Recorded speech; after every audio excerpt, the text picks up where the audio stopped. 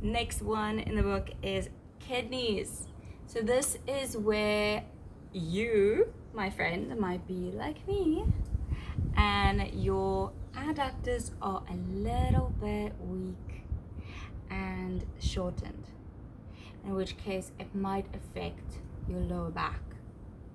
As a dancer, this unfortunately happened to me, where I was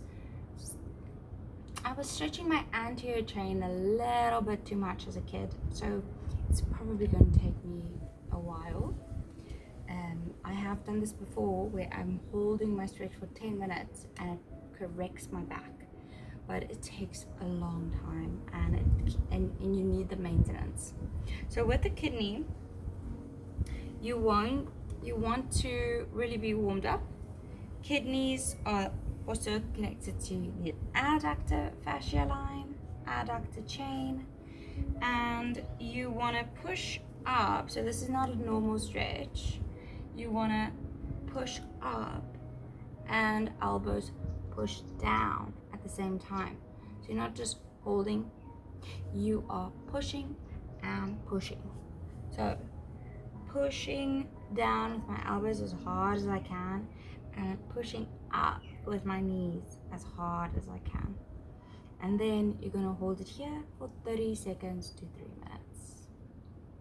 Okay, if you want to do a different variation and this is too hard on your lower back, especially if you have tight hamstrings on the lateral side, you're going to go to a wall. You're going to put your bum against the wall, keeping your spine nice and straight, putting your feet together, and do the exact same thing, pushing your hands down and knees into the hands.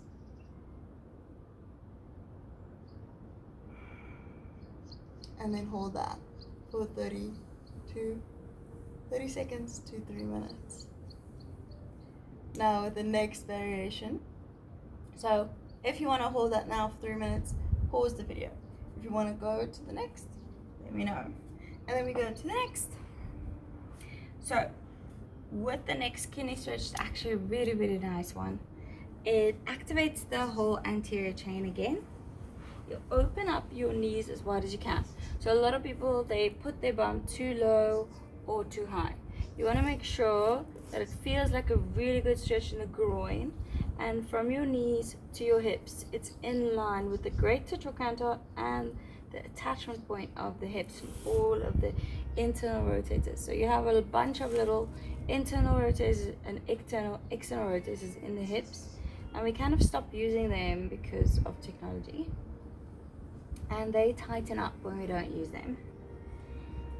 And your body just tenses up in certain areas. So if you notice when you stop breathing, you might tense up more in your shoulders, or you might tense up more in your hips. So I'm someone who tenses up in my hips, which I think a lot of women do. And you're going to go onto your elbows, clench your fists as hard as you can. You're going to push the knees and the heels into the ground as hard as you can in this movement.